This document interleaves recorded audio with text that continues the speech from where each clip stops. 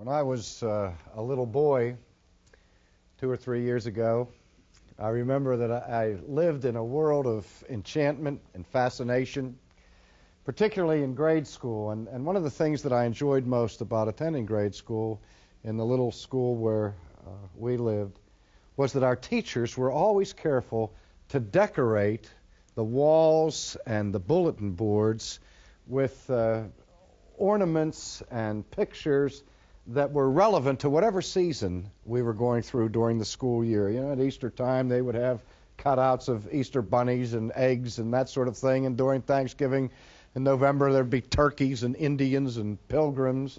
And at Christmas, all kinds of Christmas decorations. But my favorite time in the grade school decor was during the month of February, because that was the month not only of Valentine's Day and of my birthday, but it was the time that we honored two of the great presidents of American history, Abraham Lincoln and George Washington.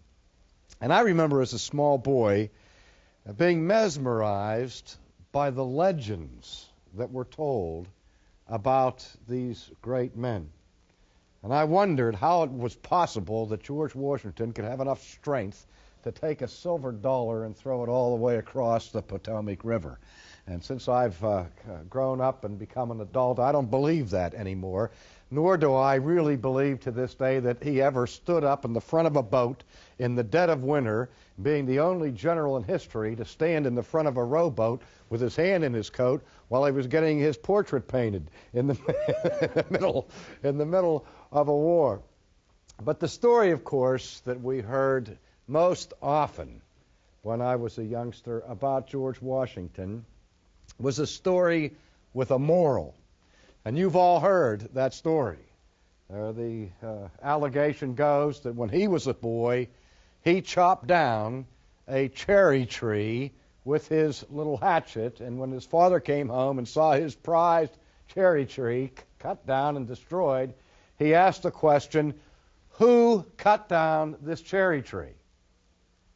And George Washington stepped forward and said, "Father, I cannot tell a lie. I cut down the cherry tree." Do you remember that anecdote? Every American learns that story. Well, ladies and gentlemen, I call that a legend.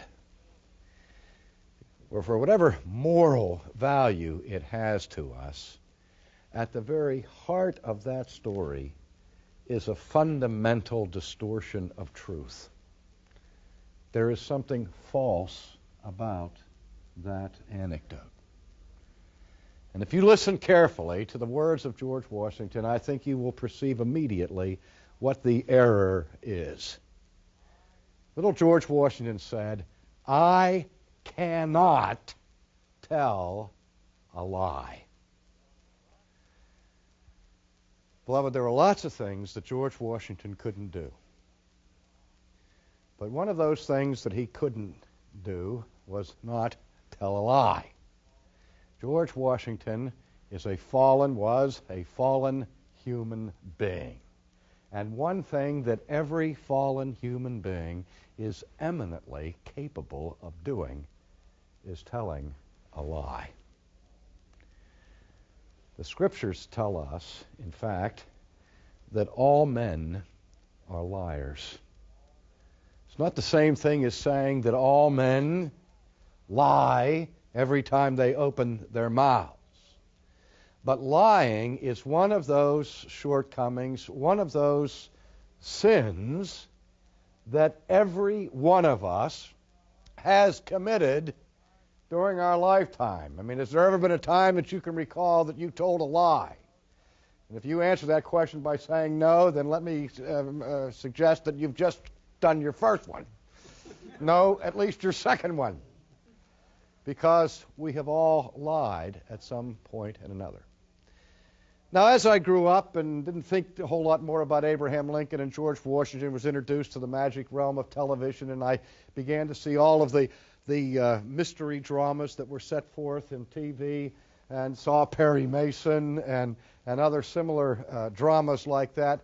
We saw a familiar motif of crime and punishment. where the television camera would take us into the courtroom, if not to Judge Wapner, to somebody else.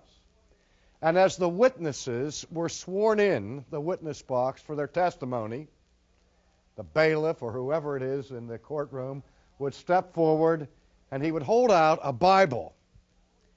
And he would ask the witness to put his hand upon the Bible, his left hand on the Bible, and raise his right hand. And you know how the words go. Do you swear to tell the truth, the whole truth, and nothing but the truth? So help me God. And the person would say, I do. Now, from a sociological perspective, maybe a Martian coming to our planet and looking at the customs of our culture might think that this is a strange procedure indeed. But why do we find it necessary to begin courtroom proceedings where the witnesses take a solemn vow, a sacred oath, to tell the truth? Well, it's obvious, isn't it? That in court trials, it's the truth that people are seeking to discern. It is the truth that matters the most in a court situation. And the reason why we ascribe the drama of the proceedings of the courtroom is that we want to do everything humanly possible to ensure that the testimony of the witnesses is true. And so we invoke the sanctity of the oath. We ask a person, ladies and gentlemen, to make a promise before God, the breaking of which promise we understand is punishable by law in the event of perjury. Have you ever stopped to wonder how important promises are to your life? So much of our human relationships depend on trust. And when I get to know you as a friend, or if I want to marry a woman and take her as my wife and she takes me as my husband, and we commit ourselves to each other, we are entering into a personal relationship where trust is everything. And nothing breaks trust faster than when we play loose with the truth. And everybody in this room, everyone who is hearing my voice right now, knows what it means to have been lied to. Now the question is there anyone who cannot tell a lie? The very foundation of the Christian faith is based on truth, on promises, and on vows that are certified by one who cannot tell a lie. Now, I've often said that if I were cast into prison and was only allowed to have one book at my disposal while I was incarcerated, the book that I would obviously request would be the Bible. I could spend the rest of my life in solitary confinement, studying with all of my might and all of my mind that particular book, and I wouldn't begin to exhaust the depths and the riches that are in that. But if my request were made even more narrow, and I were told that I could not have the whole Bible, but only one book of the Bible, I've always said that the one book of the Bible I'd want would be the book of Hebrews, because in a sense it's a synopsis of the whole Bible. All of the Old Testament message is contained in summary in the book of Hebrews, plus its New Testament fulfillment of it. Some people who know me and know my teaching might be surprised by that. They say, Sproul, you're always speaking out of the book of Romans. Wouldn't you want the book of Romans in the jail with you? And I said, no, I already know the book of Romans. It's in my head. You know, I need to have the text of Hebrews in front of me. But if my options were even more narrowly restricted, and I could only have one chapter of the Bible as I languished in prison, that chapter would be the 15th chapter of the book of Genesis.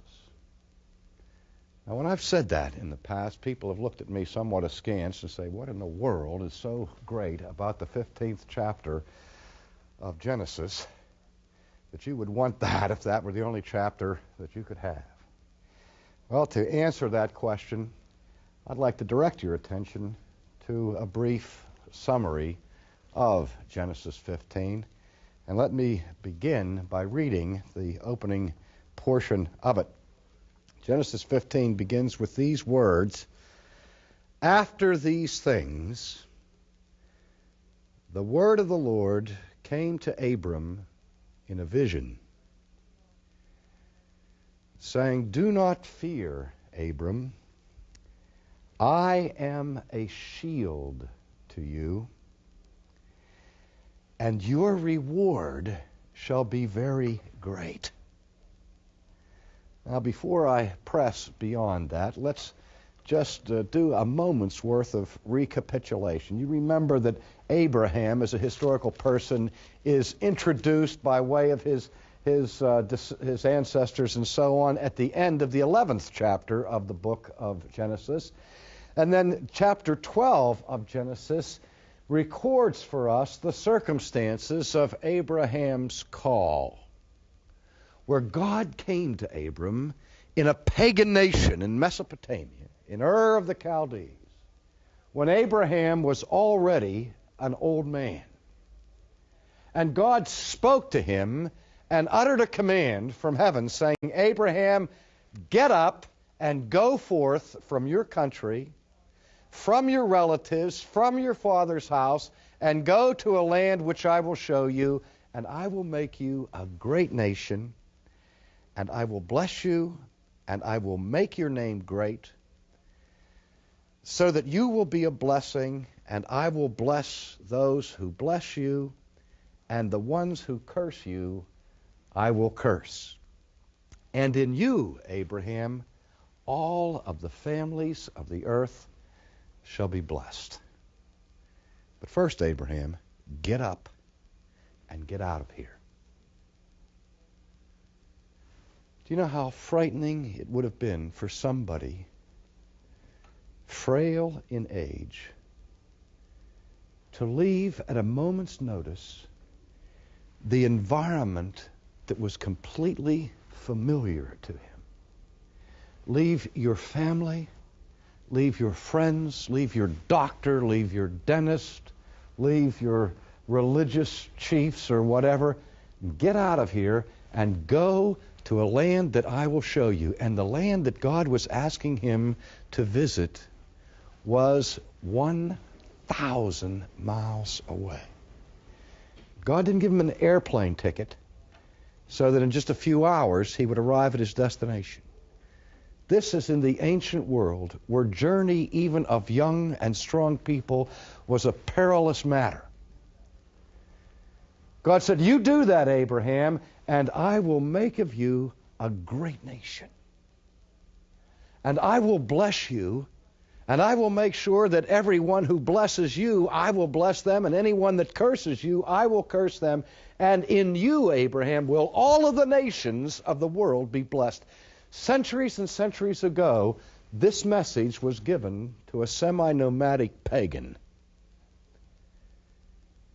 And if it hadn't taken place, we wouldn't be standing here today in the 20th century ruminating about it. And the scriptures tell us that Abraham did exactly as he was commanded. And he got up and he left. And he journeyed to the land of Canaan. And after some adventures and misadventures along the way, then God came to him and said, "Abram, don't be afraid. I am a shield to you.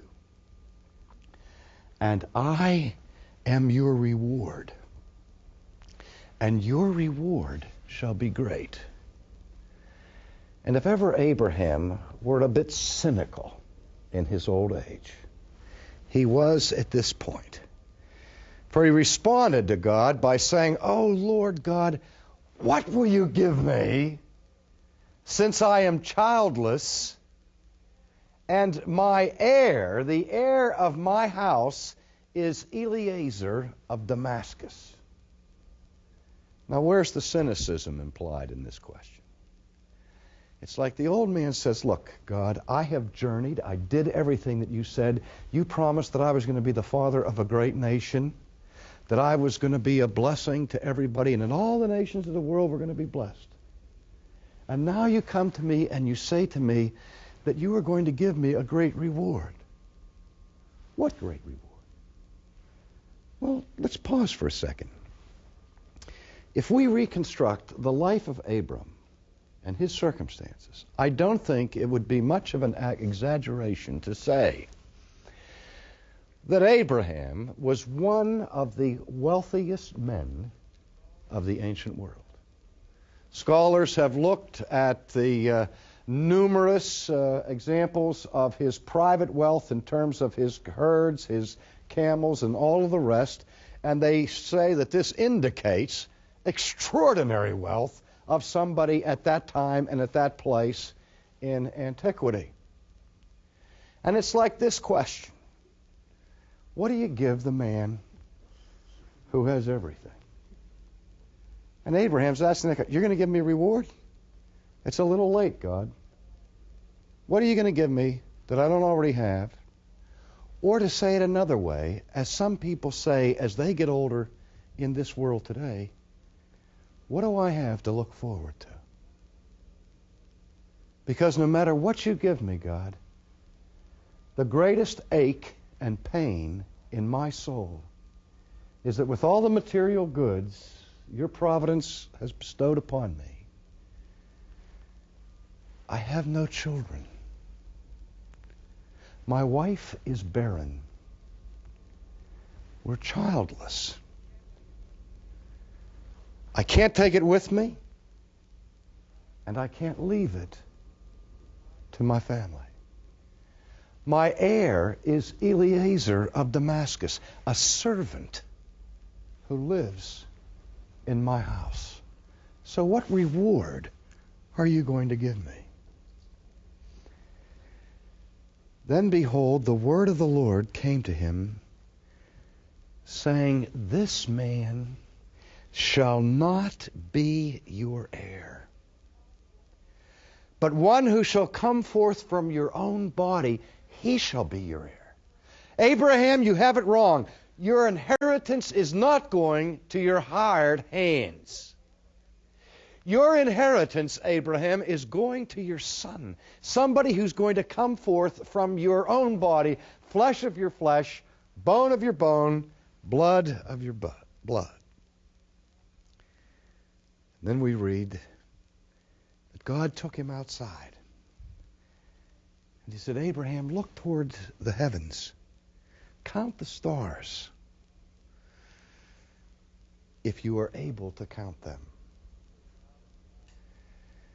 Have you ever been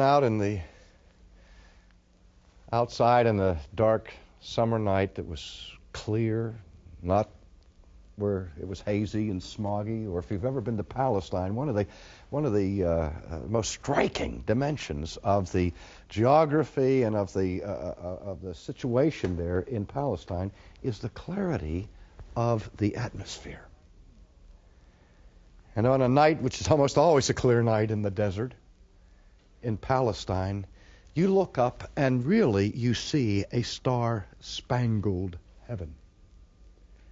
The Milky Way, if you can see the Milky Way from there, I don't know, but it would look like almost a solid sheet of white.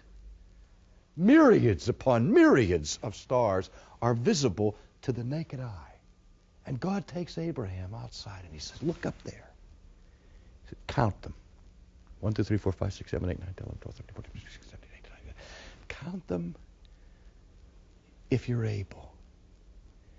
Abraham could have stood outside of his tent and counted without counting the same star twice to this day and not have been able to number the stars of the sky. And he said to him, so shall your descendants be. Abraham, as many as there are stars in that sky, so shall your descendants be. You're not just going to have one child to live after you. I said I was going to make you the father of a great nation. And your descendants will be as plenteous as the stars in the sky. Verse 6 is one of the reasons why I'd like to have Genesis chapter 15 in my prison cell. Because verse 6 makes this declaration. Then he believed in the Lord, and he, that is God, reckoned it to him as righteousness. Here is the gospel, ladies and gentlemen. Here in the 15th chapter of Genesis is the most succinct capsule summation of the doctrine of justification by faith alone. Abraham believed God, and there's no merit in that. Abraham should believe God because God is eminently believable. Abraham should trust God because God is altogether trustworthy. But Abraham believed God, and God counted him. He reckoned him as righteous. Not on the basis of any works that Abraham had performed, but on the basis of his faith and of his faith alone in the promise of God. Abraham believed God. And I think it's important that we understand that what it was that pleased God was not that Abraham believed in God. James tells us that, that the demons believe that there is a God. And they tremble. They at least have the sense to be afraid of God. But if you're sure that there's a God, and if you're scared of God, all that does is qualify you to be a demon. But they don't trust God. They don't believe God. Abraham said, I will put my life on the line by trusting you. I believe you. Do you see why it is that the Scriptures go back to this account and tell us later on that Abraham is the father of the faithful? That he is the supreme example in the Scriptures of faith in a human being. By faith, Abraham trusted the promise of God.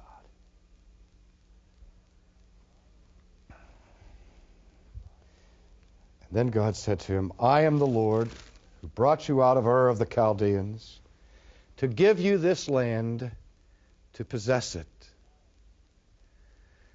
Now, if the story ended there, maybe we would have legends about the great faithfulness of Abraham, like the great truth-telling of George Washington. As if Abraham was such a man of faith that he never, ever, ever in his life thereafter had the slightest bit of doubt or struggle or lack of confidence. But that would be a myth, wouldn't it? That wouldn't be authentic faith. That would be the faith of legend.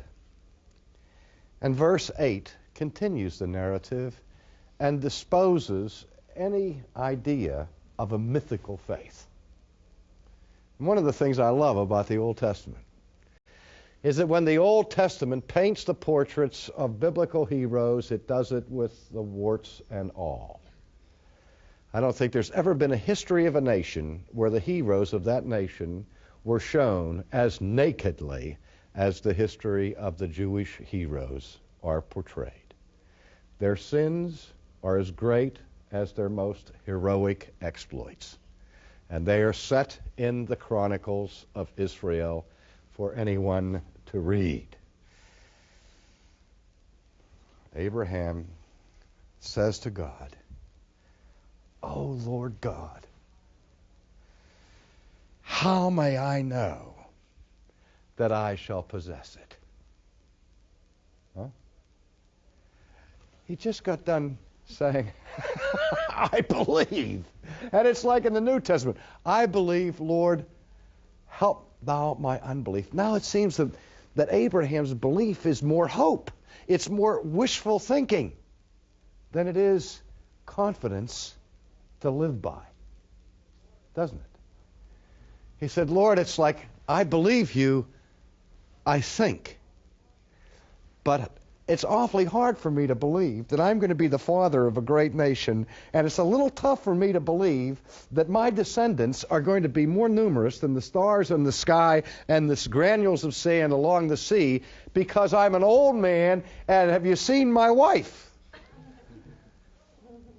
My wife has no hope of conceiving a baby. So, Lord, how can I know it? Not just hope it. Not just pray for it and hang on by my fingernails. How can I know for sure?" Do you ever feel like that? Your Christian life is only as strong as your faith. And the profession of faith is not the same thing as actual faith. Faith means you live by trusting what God says. And that's not always easy. Particularly when nobody else around you believes it. And we tend to have the intensity and the power and the strength of our faith either made more secure or less secure by the confidence or skepticism of those around us. Fear is contagious. Doubt is contagious. And faith is contagious. And Abraham says, "God, I want to believe this. How can I know for sure?" Now, as I said, this is one of the warts of Abraham, because if the God Almighty came to you and said, "Look, this is what's going to happen," you have to be stupid to say, "Prove it." If you know that that's God, and God says this is going to take place, who's going to doubt it? Abraham struggled, He said, "I need a little more. How can I know for sure?" I'll tell you, if you knew for sure that every promise that you have read or heard that comes from the mouth of God is absolutely true, your life would change so recklessly and so dramatically, nobody would recognize you starting tomorrow. Nobody would recognize me if I fully believed every word that proceeded out of the mouth of God. But you see, with our faith, there's always a mixture of unbelief, of insecurity. And Abraham said it before God, "How can I know?" And it's because of God's answer to that question that I want this book with me in jail. Not that I'm expecting to go to jail. I keep talking like this, I may end up in this, okay, let's see how you do in solitary confinement in prison. I don't ever want to have to prove that experience. I'm not asking for the opportunity. I'm not volunteering for that episode to take place. But again, if I'm there, the reason I use the prison image is that I would think that in solitary confinement, if I were experiencing loneliness and the sense of having been abandoned, that I would feel a sense of not only helplessness, but as every prisoner has to fight, a sense of hopelessness. Solzhenitsyn made the comment that he wasn't able really to resist the torment of the gulag until he abandoned all hope of surviving. As long as he had hope of surviving, he was at the mercy of his captives. But when he abandoned hope of surviving and said, the one thing they can't take from me is my soul, and he was able to say, whether I live or whether I die, if I never walk out of here, if I never taste freedom again, I have a relationship with God that no mortal can steal from me. Then he was able to stand.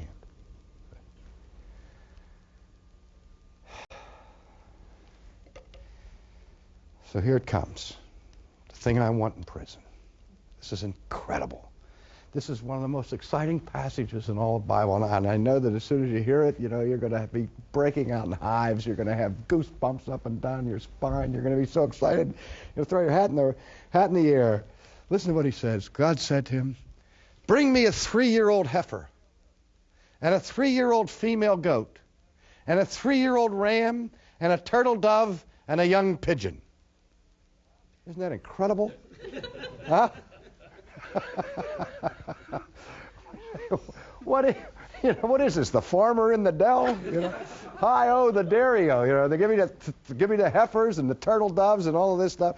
He said, I want a heifer. Not only does it have to be a heifer, but it has to be 3 years old. I want a 3-year-old heifer, 3-year-old female goat, not a male goat, female goat, and a 3-year-old ram, a turtle dove, a young pigeon. God, I didn't want to start a farm or a menagerie. I just want to know, how can I know for sure that I'm going to have a son? But if that's what you want me to do, I'll go collect these animals. So we read that Abraham brought all of these animals to God, and he cut them in two. And he laid each half opposite the other, but he didn't cut the birds. And then the birds of prey came down upon the carcasses, and Abram drove them away. Now, when we read this as sophisticated 20th century people, we say, what kind of primitive, bizarre, obscene type of animistic religion is recorded in this text? It sounds like savagery, where these animals are brought forth, and then Abraham hacks them to pieces, cutting them asunder, tearing them in half, and then this macabre scene of setting the pieces opposite each other, with sort of a pathway in between, one half of the he-goat and the other half of the he-goat, one half of the 3-year-old heifer, and the other half of the 3-year-old heifer. Doesn't that sound almost like witches and goblins mixing up batch brains and lizard guts and so on to cast some kind of magical potion? Well, that's not what's going on. Something far more significant than that. The birds of prey were attracted to this holy liturgy, to disturb it, to defile it, to destroy it. And Abraham, all he was able to do was to shoo away the vultures and the buzzards that were coming. Then verse 12 said, when the sun was going down, a deep sleep fell upon Abram. And behold, terror and great darkness fell upon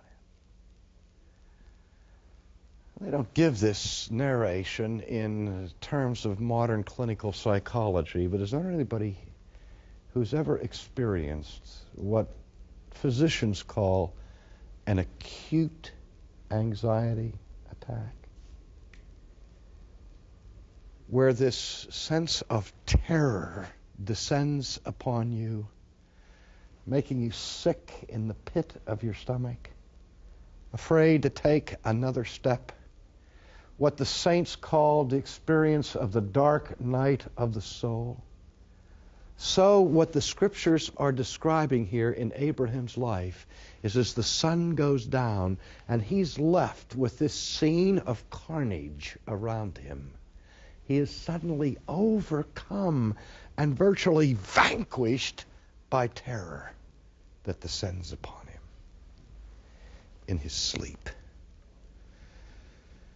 And while he was asleep, in this terror, God spoke to him, saying, Abram, know for certain that your descendants will be strangers in a land that is not theirs, where they will be enslaved and oppressed for 400 years. But then will I also judge the nation whom they will serve, and afterward they will come out with many possessions. And as for you, you shall go to your fathers in peace, and you shall be buried at a good old age. And then in the 4th generation they shall return here, for the iniquity of the Amorite is not yet complete. Now I have saved the best for last. If I ever am in prison, remember the one book is the Bible. The one book of the Bible is Hebrews. The one chapter of the Bible is Genesis 15. If I'm only allowed one verse, okay? And you bring it to me, make it paste up in block letters so that I can hang it on the ceiling or on the wall so that I have it in front of me every waking moment in my cell. If I can only have one verse of the Bible, this is it. Genesis 15:17. Don't look at it. Let me surprise you. Sit back and enjoy it. You know, feast upon it. This is delicious. And it came about that when the sun had set, that it was very dark. And behold, there appeared a smoking oven and a flaming torch, which passed between these pieces. Can you believe it? In the midst of terror, in the midst of fear and uncertainty, suddenly in his vision of the night, Abraham sees a smoking oven, a flaming torch rise. And this torch that no human being was carrying moved and came near and came to this corridor of carnage of these animals that had been torn asunder. And in that path between the bodies that were mangled on the ground, this flaming torch, this burning oven, moved down the middle of them.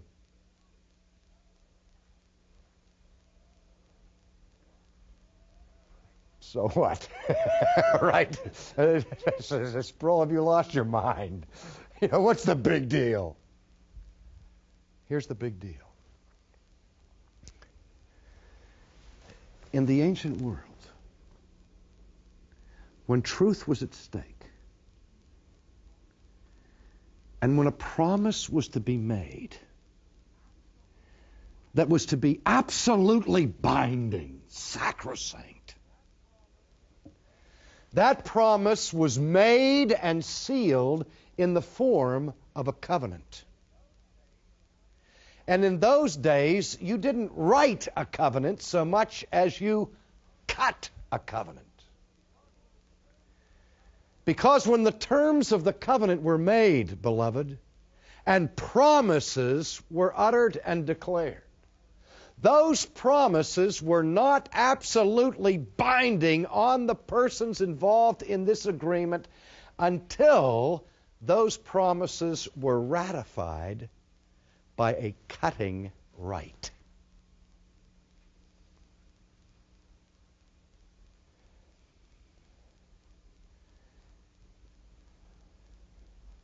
God said to Abraham, Abraham, I will be your God, you will be my people. I will make a covenant with you, and you're going to make the mark of that covenant in your body and in your son's body. I'm going to cut off the foreskin of your flesh so that in your very manhood you will be cut. And the symbol of that cut, the purpose of the knife, will be to remind you that I have cut you off from the rest of this world that is perishing. I have set you apart.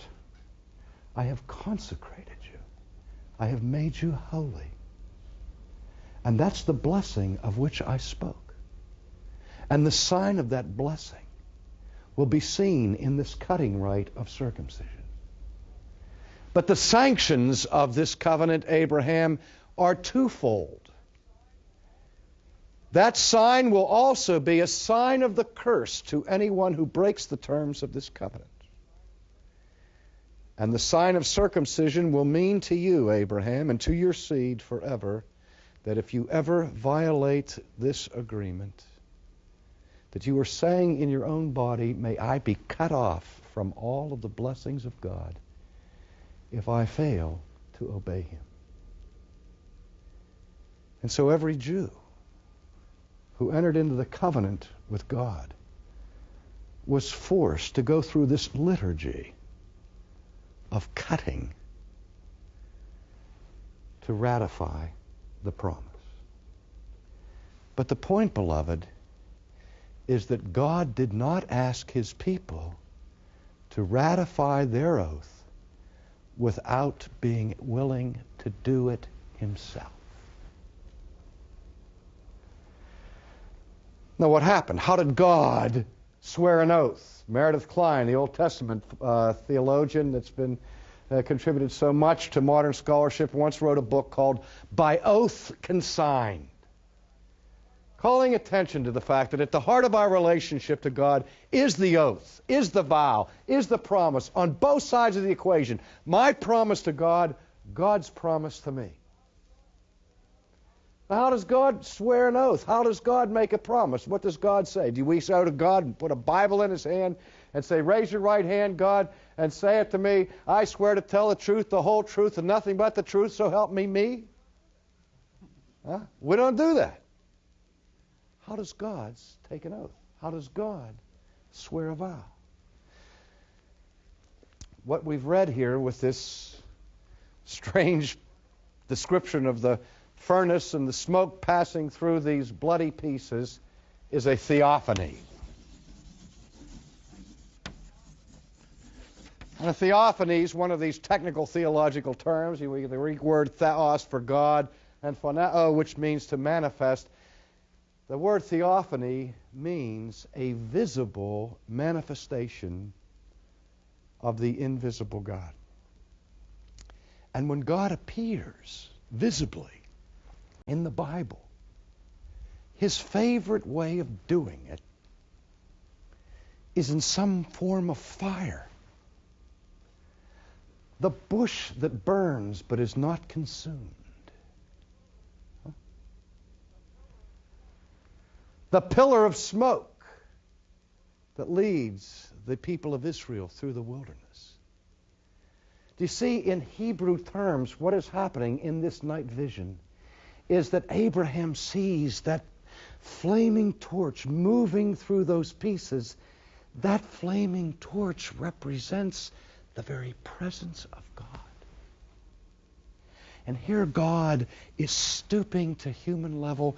God is condescending to swear a sacred, eternal vow to his people.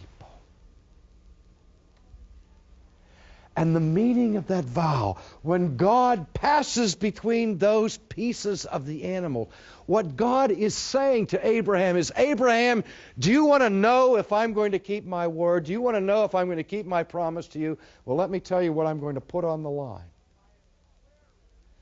I am swearing by myself. There's nothing higher than myself. I can't swear by the heavens. I made the heavens. I can't swear by the earth. I made the earth. The only thing I can swear by, not the hair of my chinny chin chin, the only thing I can swear by, Abraham, is my eternal character, my immutable being. And what I am dramatizing to you in this action, Abraham, is this. If I ever fail to keep a promise to you, I am saying, may I, the immutable, eternal, self-existent being, suffer a mutation. May I, who am immortal, become mortal. May I, who cannot die, perish. I'm swearing by my deity.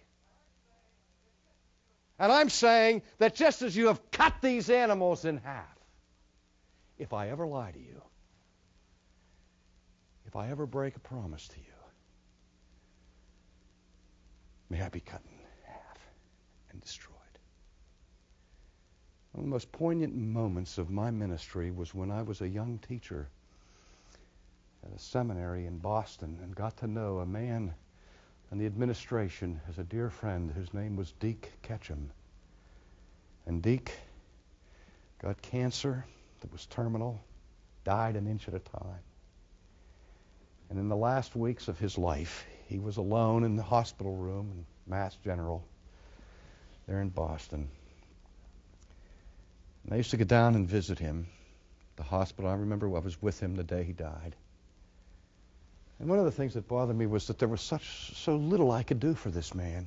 He was emaciated. He was weak. He could hardly speak. It was a tender thing. I could take the ice from the jar next to his bedside and take little pieces and fragments of ice and put them on his parched lips, and his eyes would speak to me of appreciation. But what Deke wanted more than anything else was for me to read to him from the Scriptures. And on the day he died, here's what I read to him. Turn to the book of Hebrews.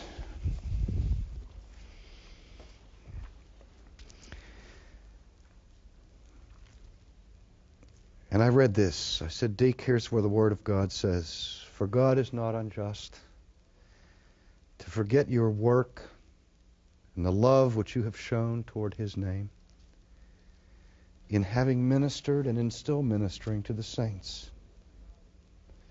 And we desire that each one of you show the same diligence so as to realize the full assurance of hope until the end, that you may not be sluggish, but imitators of those who through faith and patience inherit the promise. For when God made the promise to Abraham, since he could swear by none greater, he swore by himself." And then verse 16, "For men swear by one greater than themselves, and with them an oath given as confirmation is an end of every dispute.